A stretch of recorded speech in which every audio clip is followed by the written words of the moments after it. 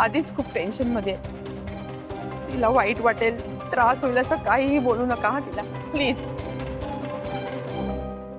अहो ऐका ना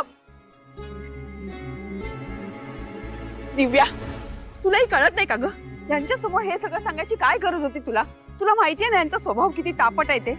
आई अहो, मला अनु त्यांची जेन्युइनली खूप काळजी वाटली हो.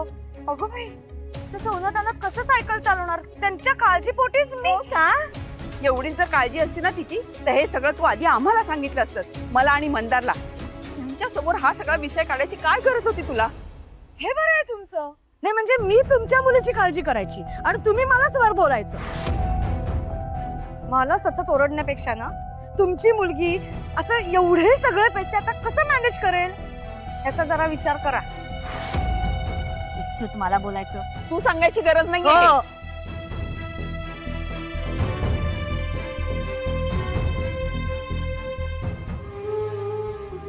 देवा, माझ्या अनुचं रक्षण कर. दिव्या म्हणते तसं खरंच तिने सायकल स्पर्धेत भाग घेतला असेल तर एक आई म्हणून मला तिचा अभिमानच आहे. हे सगळं ती तिच्या स्वतःच्या घरासाठी करते. फक्त ह्या सगळ्यात तू तिच्या पाठीशी राह आणि माझ्या अनुचं रक्षण कर.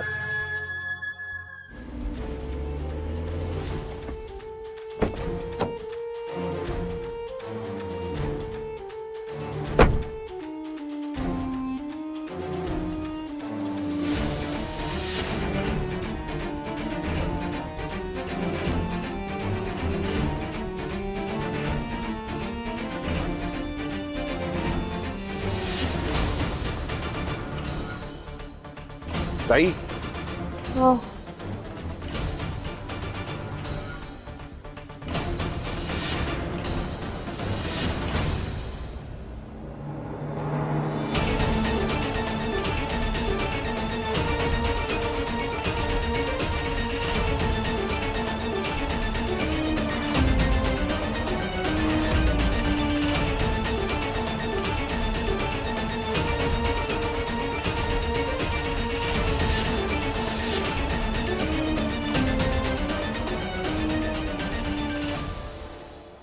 पिहू,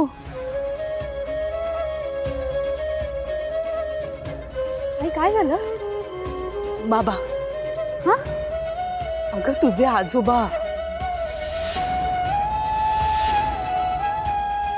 आई आजोबा कसे काय आले? माहित नाही. आई ते नक्कीच रागवले असणार.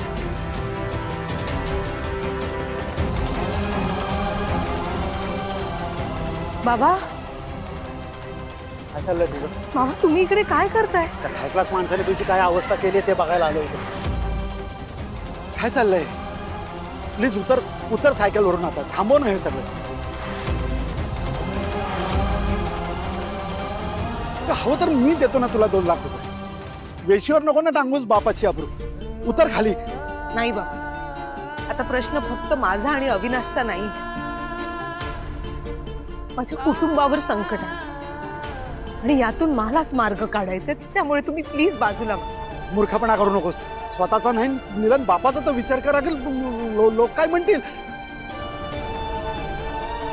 प्लीज ऐक ना माझं. मी मी मी पाय पडतो तुझ्या. प्लीज प्लीज थांब. बाबा तुम्ही असं काय करताय?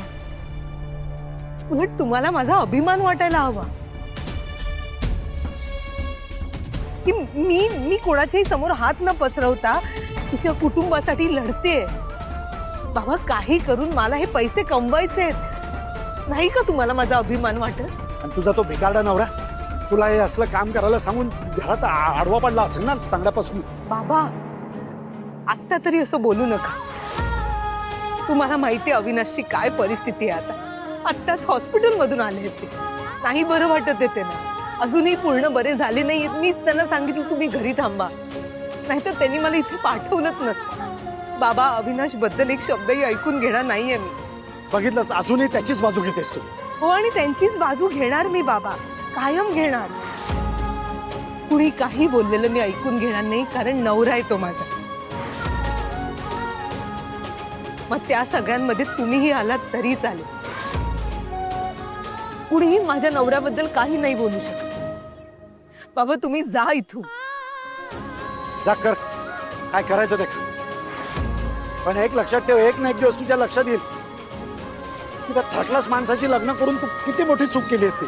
आणि तुम्ही हे लक्षात ठेवाल की तुमच्या मुलीने अविनाशशी लग्न करून अजिबात चुकीचं केलं नाहीये, योग्य निर्णय घेतलाय. लक्षात ठेवा बाबा.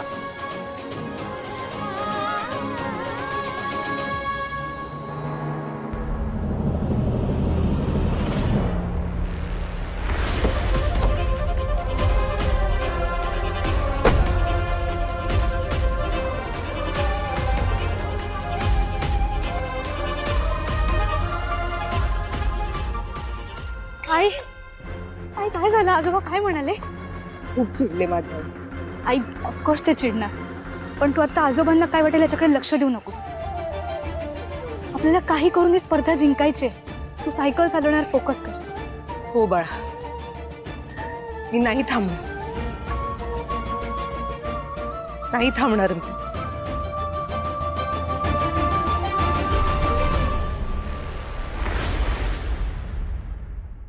बघू शकता गेले 2 तास उलटून गेले तरी अनुप्रिया पाटकर नावाच्या बाईचा उत्साह अजूनही कायम आहे. स्त्रियांसाठी काही अशक्य नाहीये असे म्हणतात ना, तेच खरंय. पण माझ्या सगळ्या महाराष्ट्राला हाच प्रश्न पडला आहे, अनुप्रियाने स्पर्धेत भाग तरी का घेतला? केवळ स्वतःला चॅलेंज करण्यासाठी, पैसे मिळवण्यासाठी, की त्यांना आणखीन काही अडचण आहे म्हणून? उत्तर लवकरच मिळेल. तोवर पाहत राहा आमचा हा स्पेशल रिपोर्ट. दुर्गा वहिनी, अहो दुर्गा वहिनी, अविनाश भाऊजी. ए कशाला ओरडत येतेस का? जेवण आणलंस ते सगळ्या सोसायटी मध्ये ओरडून सांगतेस? अहो आपली अनु टीव्हीवर दिसते. काय? हो, अहो आपल्या अनुने ते सायकलच्या स्पर्धेत भाग घेतलाय ना, तो संपूर्ण कार्यक्रम टीव्हीवर दाखवतायत. लोक खूप कौतुक करतायत. काय बिचारी न थकता सायकल चालवते. भाऊजी तुम्ही खरंच खूप नशीबवान आहात. अहो तुमची बायको लाखात एक आहे, लाखात एक. ही कसली आनंदाची बातमी. पाटकरांची अब्रू घालवली औदशीनं.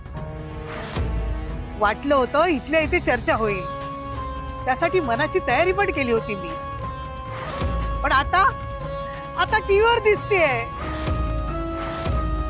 म्हणजे आमच्या सगळ्या नातेवाईकांना कळणार. देवा, आम्हाला तोंड दाखवायला जागा ठेवली नाही आणून.